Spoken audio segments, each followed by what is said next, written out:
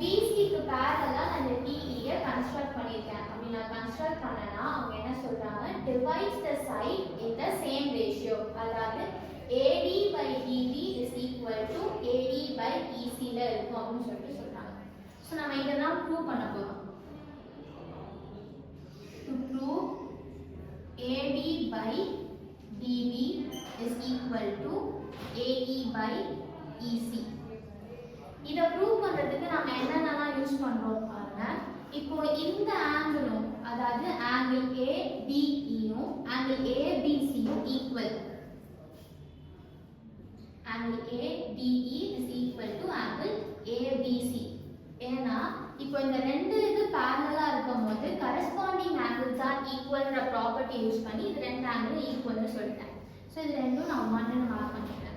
சிமிலரா angle AEBயும் angle ACBயும் equal. Same property என்னன்னா இந்த ரெண்டு லைன், அதாவது DE is parallel to BCன்றதுனால corresponding angles are equal. அதே ப்ராப்பர்ட்டி யூஸ் பண்ணி angle AEB is equal to angle ACB. என்ன ப்ராப்பர்ட்டினா corresponding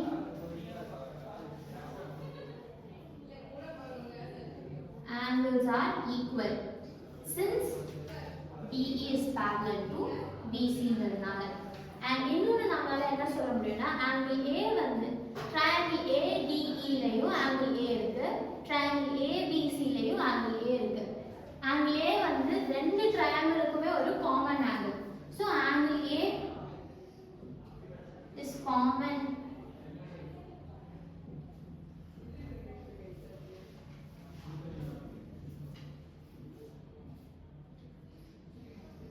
ஸோ நம்மளுக்கு வந்து மூணு ஆங்கிள்ஸுமே நம்மளால ப்ரூவ் பண்ண முடியாது. அதாவது ட்ரையாங்கிள் ADEல ஆங்கிள் A and ABCல ஆங்கிள் A ஈக்குவல், ட்ரையாங்கிள் ADEல ADEயும் ABCயும் ஈக்குவல், ட்ரையாங்கிள் ADEல AEBயும் ACBயும் ஈக்குவல். ஸோ மூணு ஆங்கிளும் ஈக்குவலாக இருக்கனால நம்ம triple angle equal AAA rule படி இந்த ரெண்டு ட்ரையாங்கிளும் சிமிலர்னு சொல்லலாம்.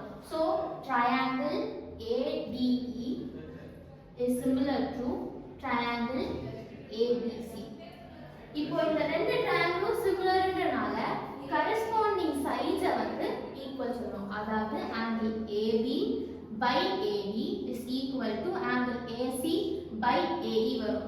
அதாவது இந்த ரெண்டு ட்ரையாங்கிளும் சிமிலர்னு நம்ம ப்ரூவ் பண்ணதுக்கு அப்புறம் அந்த ப்ராப்பர்ட்டியை யூஸ் பண்ணி அந்த side AB by AD is equal to AC by AE னு சொல்றோம். So AB by AD is equal to AC by AE னு வரும்.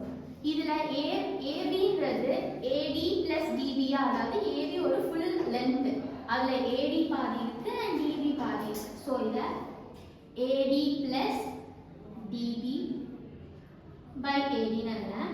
அதே மாதிரி சைடு ACல AE plus EC னு எழுதுறேன். AE plus EC by AE னு வருது.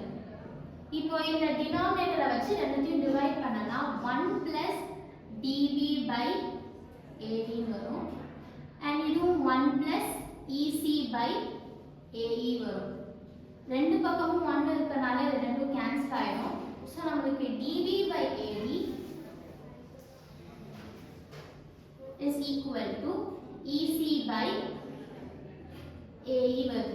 நமக்கு ஆக்சுவலா என்ன ப்ரூவ் பண்ணனும்னா AD by DB is equal to AE by EC னு ப்ரூவ் பண்ணனும்.